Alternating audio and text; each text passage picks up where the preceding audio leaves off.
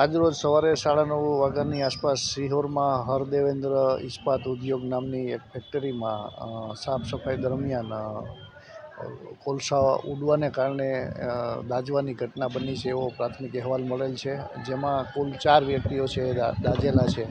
એમને સ્થાનિકે પ્રાથમિક સારવાર બાદ વધુ સારવાર માટે ભાવનગર ખાતે ખાનગી હોસ્પિટલમાં દાખલ કરવામાં આવ્યા છે અને આજરોજ ત્યાં સ્થળની વિઝિટ કરી અને દાઝેલા લોકોને યોગ્ય સારવાર અને ઝડપી સારવાર મળી રહે એ બાબત સુનિશ્ચિત કરવામાં આવેલી છે. હજુ હાલ તો દાઝવાનું કોઈ કારણ પ્રાથમિક અહેવાલ મળેલો હોય એ વિશેષ તપાસ ચાલુ છે.